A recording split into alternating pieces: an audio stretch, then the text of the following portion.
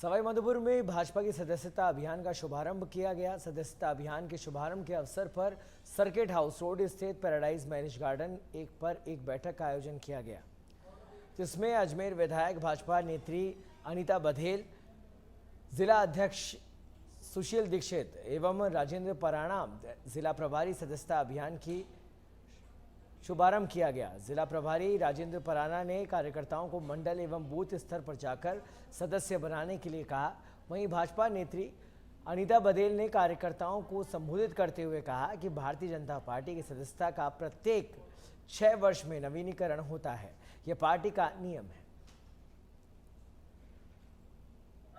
कल बीत गया 4 और 5 तारीख को पूरे प्रदेश भर में महासदस्यता अभियान को लेकर के प्रेस वार्ताओं का आयोजन किया गया। मुझे दायित्व दिया गया सवाईमाधोपुर में प्रेस वार्ता को संबोधन करने का। मैं यहाँ आई हूँ, मेरे जिलाध्यक्ष भी और सदस्यता अभियान के प्रभारी पूर्व जिलाध्यक्ष सब इस मंच पर मौजूद है। माननीय राष्ट्रीय अध्यक्ष जी ने 2 तारीख को इस अभियान का शुभारंभ किया था। 2 तारीख को अभियान का शुभारंभ करने के बाद में पूरे देश भर में 10 करोड़ का लक्ष्य निर्धारित किया गया। हमारे प्रदेश अध्यक्ष माननीय मदन जी ने और हमारे मुख्यमंत्री माननीय भजन लाल जी ने 1.25 करोड़ सदस्य बनाने का लक्ष्य निर्धारित किया। इसको पार्टी के प्रत्येक कार्यकर्ता ने सहर्ष स्वीकार करते हुए हर बूथ पर 200 सदस्य बनाए जाए, इनका लक्ष्य निर्धारित करके कार्यक्रम शुरू किया। आज की प्रेस वार्ता इसी निमित्त आयोजित की गई है। भारतीय जनता पार्टी से जुड़ने के लिए जिस तरह से उत्साह दिखाई दे रहा है, जिस तरह से कार्यकर्ता। बांसवाड़ा जिले के प्रभारी मंत्री और जनजातीय क्षेत्रीय विकास विभाग के मंत्री बाबूलाल खराड़ी कुशलगढ़ दौरे पर रहे, जहां उन्होंने उपखंड के उप जिला चिकित्सालय भवन का शिलान्यास किया।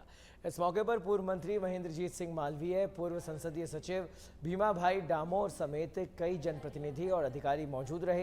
कार्यक्रम में संबोधित करते हुए मंत्री बाबूलाल खराड़ी ने कहा कि राज्य सरकार की ओर से स्वास्थ्य सेवाओं में व्यापक स्तर पर कार्य किए जा रहे हैं। अब उप जिला चिकित्सालय से यहां के लोगों को और बेहतर स्वास्थ्य सुविधाएं मिलेगी।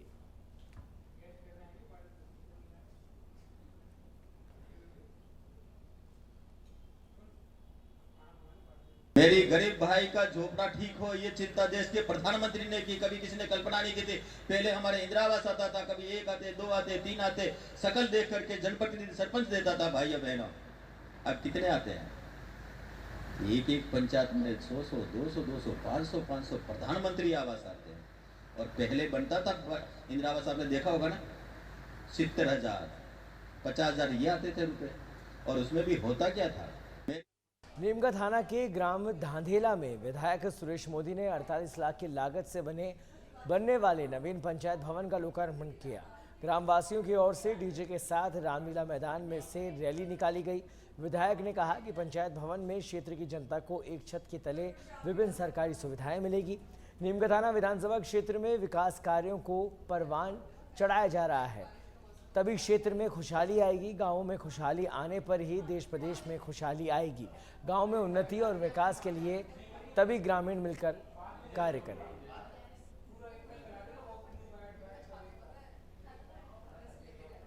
उद्योग और वाणिज्य राज्य मंत्री के विश्नोई बालोतरा दौरे पर रहे हैं। आपको बता दें कि जहां मंत्री विश्नोई ने पालिया धाम में रूपादे माता के दर्शन किए।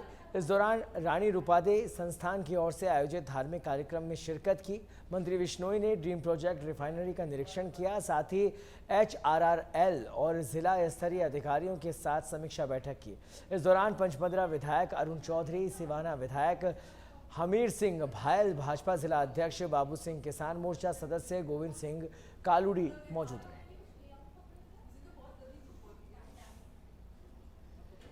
गृह राज्य मंत्री जवाहर सिंह बेड़म आज झुंझुनू के दौरे पर रहे। झुंझुनू के सर्किट हाउस पहुंचे, जहां भाजपा जिलाध्यक्ष बनवारी लाल सैनी की अगुवाई में बेड़म का स्वागत किया गया। वहीं SP शरद चौधरी समेत अन्य पुलिस अधिकारियों ने भी गृह राज्य मंत्री का स्वागत किया। इस मौके पर पत्रकारों से बातचीत करते हुए बेड़म ने कहा कि प्रदेश के चर्चित कन्हैयालाल हत्याकांड में एक आरोपी को जमानत मिली है। इस मामले में अध्ययन करवाया जाएगा, जिससे पता चल सके कि कहां पर खामी रही है। लेकिन वे आश्वस्त करना चाहते हैं कि कन्हैयालाल हत्याकांड के आरोपियों को कड़ी से कड़ी सजा दिलवाई जाएगी। उन्होंने इस मौके पर कहा कि वन स्टेट वन इलेक्शन के तहत सरकार ने काम शुरू कर दिया है। पूर्ववर्ती कांग्रेस सरकार ने पंचायतों का सत्यानाश कर दिया। किसी पंचायत का कार्यकाल 2024 में, किसी का 2025 तथा किसी का 2026 में पूरा हो रहा है।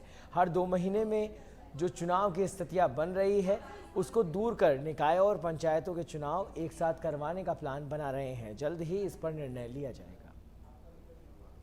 जो जमानत जज महोदय ने दी है, सम्माननीय जो भी है, लेकिन उसका अध्ययन कराएंगे कहाँ किस स्तर पर कहीं खामियां हैं और निश्चित रूप से जो आरोपी हैं उनको कठोर सजा मिले, इसके लिए आगे कार्रवाई की जाएगी। झुंझुनू उपचुनाव में भारतीय जनता पार्टी चुनाव जीतेगी। हमारे सभी भारतीय जनता पार्टी के कार्यकर्ता पूरे मनोयोग से जिसको पार्टी टिकट दे देगी, हमारा उम्मीदवार हमेशा कमल होता है, कमल का फूल जिसके पास होगा उसके साथ सारे एकजुटता से लड़ाई लड़ेंगे।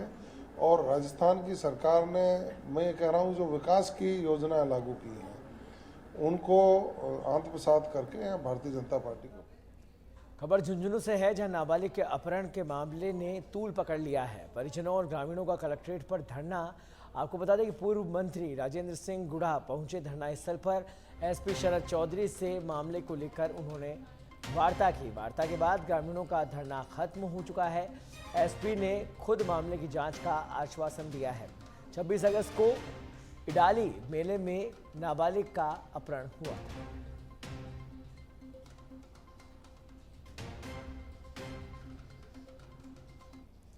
शिक्षक दिवस पर टीचर मुकेश अग्रवाल की कहानी हर किसी को प्रेरित करती है। कोटपुतली के टीचर मुकेश अग्रवाल की आंखों की रोशनी नहीं है, लेकिन फिर भी बच्चों के भविष्य को 3 दशकों से रोशन कर रहे हैं। बचपन से इंजीनियर बनने का सपना आंखों की रोशनी जाने से टूट गया, लेकिन कुछ करने के जज्बे ने मुकेश अग्रवाल को आइडियल बना दिया। निजी कोचिंग से छात्रों को शिक्षा देने की शुरुआत करते हुए मुकेश ने एक बार स्कूल लेक्चरर व 2 बार आरएएस समेत वर्तमान में कॉलेज लेक्चरर के पद तक शिक्षा के क्षेत्र में अपनी भूमिका बनाए हुए हैं। उनके पढ़ाए हुए छात्र विभिन्न निजी व सरकारी विभागों में बड़े पदों तक अपनी सेवाएं दे रहे हैं। श्रीमद् भगवत गीता के कर्मयोग और अपनी पसंदीदा रचना बताने वाले मुकेश अग्रवाल की अपनी कहानी भी कम प्रेरणादायक नहीं है। मुकेश आज छात्रों के प्रिय शिक्षक बने हुए हैं। मुकेश आंखों में स्वयं की रोशनी न होने के बावजूद सैकड़ों विद्यार्थियों को वे शिक्षा के प्रकाश से प्रकाशित कर देश के उज्जवल भविष्य के निर्माण में लगे हुए हैं। बचपन में मेरे को ऐसी कोई समस्या नहीं थी, लेकिन जब मैं कक्षा 6 में पहुंचा तो मुझे महसूस हुआ कि मुझे बोर्ड के अक्षर दिखाई कम देने लगे हैं और तभी से धीरे धीरे मेरी आंखों की जो रोशनी है वो डिक्रीज हो चली गई। 10th तक आते आते काफ़ी कम हो गया और कॉलेज में पहुंचा तब तो लिखने में बहुत ही ज़्यादा समस्या आने लगी और उसके बाद में मैंने किसी तरह से कॉमर्स से बीकॉम किया, लेकिन चलने फिरने में बहुत अधिक समस्या मुझे आने लगी तो मैंने आगे कॉलेज की पढ़ाई नहीं की। लेकिन जीवन में ये था कि झुंझुनू जिले में गुरुवार को कहीं कम तो कहीं ज्यादा बारिश हुई। जिले के चिड़ावा उपखंड के सुल्ताना कस्बे में दोपहर बाद झमाझम बरसात का दौर शुरू हुआ। करीब आधे घंटे हुए झमाझम बरसात से सुल्ताना कस्बे की सड़कें और निचले इलाके जलमग्न हो गए। बरसात के बाद मुख्य बस स्टैंड, चिड़ावा रोड, जोड़िया रोड सहित निचले इलाकों में 2 फीट तक जलभराव हो गया, जिससे वाहन चालकों को परेशानी का सामना करना पड़ा। वहीं बस स्टैंड पर जलभराव होने से कई दुकानों में पानी भर गया, जिससे दुकानदारों को नुकसान हुआ है। मौसम विभाग ने जिले के लिए 8 सितंबर तक येलो अलर्ट जारी करते हुए मेघ गर्जन और वज्रपात की चेतावनी जारी की है। नीमका थाना के उदयपुर वाटी से खबर है, जहां दुष्कर्म के 2 अलग अलग मामले दर्ज किए गए हैं। पुलिस ने मामला दर्ज कर जांच पड़ताल शुरू कर दी है। पीड़िता को शादी का झांसा देकर दुष्कर्म किया गया। दूसरे मामले में पीड़िता का अपहरण कर होटल में ले जाकर उससे दुष्कर्म किया गया। इसके पास एक सूचना मिली थी कि ऋतिक नाम के लड़के को कुछ लोग यहाँ से उठा के ले गए और उसके मारपीट की। पुलिस ने त्वरित कार्रवाई करते हुए उनको फॉलोअप किया और छापोली के पास से उस लड़के को बरामद करके हॉस्पिटलाइज करवाया, जहाँ उसको फर्स्ट एड के बाद उसने छुट्टी दे दी। उसने विनोद गुज्जर व अन्य लोगों के खिलाफ मुकदमा दर्ज करवाया। इवनिंग में एक दूसरा इसी में क्रॉस मुकदमा दर्ज हुआ है, जिसमें पीड़िता का कथन है कि ऋतिक ने उसको बहला फुसला कर ले गया और उसके साथ। जयपुर के शास्त्री नगर इलाके से नाहरगढ़ के चरण मंदिर घूमने जाने की कहकर निकले दो भाइयों में से छोटे आशीष पाराशर का शव पहाड़ियों पर मिला था। बड़ा भाई राहुल अभी लापता है। 4 दिन से चल रहे सर्च के बाद भी राहुल का पता नहीं लग पाया है। वहीं आशीष का गुरुवार को अंतिम संस्कार कर दिया गया है। इधर इस मामले में SIT का गठन किया गया है। वहीं नाहरगढ़ की पहाड़ियों पर हेलीकॉप्टर से सर्च किया गया। दोपहर जयपुर एयरपोर्ट से हेलीकॉप्टर से उड़ान भरी थी। नाहरगढ़ की पहाड़ियों और आसपास में सर्च किया गया है।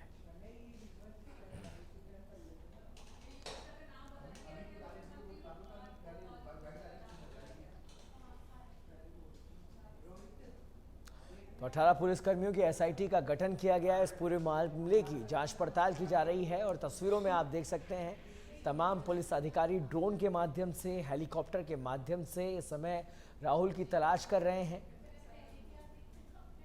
तो लगातार सघन सर्च अभियान जयपुर नाहरगढ़ की पहाड़ियों में चलाया जा रहा है। 12 के अंता नगर पालिका के 2 वार्डों के उपचुनाव शांतिपूर्वक संपन्न हो गए हैं। उपचुनाव में 83.45% मतदान हुआ। वार्ड 28 में 542 मतों में से 485 मतदाताओं ने मतदान किया। वहीं वार्ड 15 में 630 मतदाताओं में से 493 मतदाताओं ने अपना वोट डाला। आपको बता दें कि कांग्रेस के पूर्व चेयरमैन मुस्तफा खान सहित एक कांग्रेसी पार्षद को संतान की जन्मतिथि के मामले में निलंबित किया गया था, जिसको लेकर यहां उपचुनाव कराए गए हैं।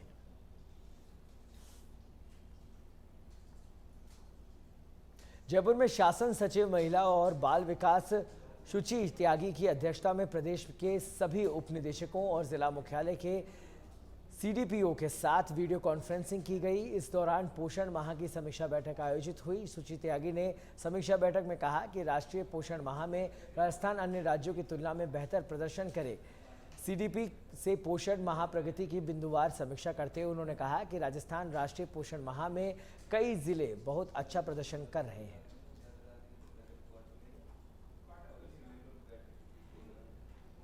बांसवाड़ा के अबूपुरा थाना क्षेत्र में माही बैक वाटर क्षेत्र में मछली पकड़ने गया एक अधेड़ व्यक्ति पानी में डूब गया, जिससे उसकी मौत हो गई। सूचना के बाद पुलिस ने और SDRF टीम मौके पर पहुंची, जिसने कड़ी मशक्कत के बाद व्यक्ति का शव बाहर निकाला।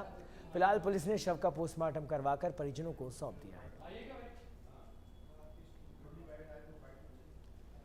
सुप्रीम कोर्ट की ओर से आरक्षण में वर्गीकरण के दिए गए सुझाव को लेकर अब SC/ST समाज ही आमने सामने हो गया है।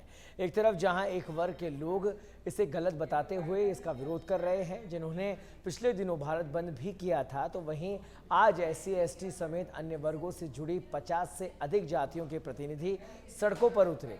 झुंझुनू में वर्गीकरण समर्थन रैली निकाली गई, जिसमें शामिल समाज के प्रतिनिधियों ने कहा कि सुप्रीम कोर्ट ने पूरे वंचित वर्ग को ध्यान में रखते हुए आरक्षण में वर्गीकरण की बात कही है, जो सभी के हक और अधिकार की बात है, जिसे सरकारों द्वारा तुरंत लागू किया जाना चाहिए। उन्होंने कहा कि इसे लागू करवाने के लिए हम लगातार प्रदर्शन करेंगे। उस फैसले का पूरा वंचित वर्ग स्वागत करता है।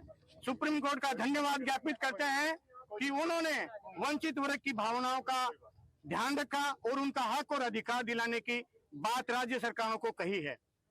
हम उनका कोटि कोटि धन्यवाद ज्ञापित करते हैं। सुप्रीम कोर्ट का जो आरक्षण में वर्गीकरण का जो आदेश आया है, उसको लागू करवाने के लिए यहाँ पे आए हैं। इसमें सभी वंचित समाज जो लगभग 50 जातियां हैं, उनके सभी प्रतिनिधि जो है वो हमारे साथ हैं। हमने ज्ञापन माननीय महामहिम राष्ट्रपति जी, महामहिम राज्यपाल जी, महामहिम प्रधानमंत्री जी।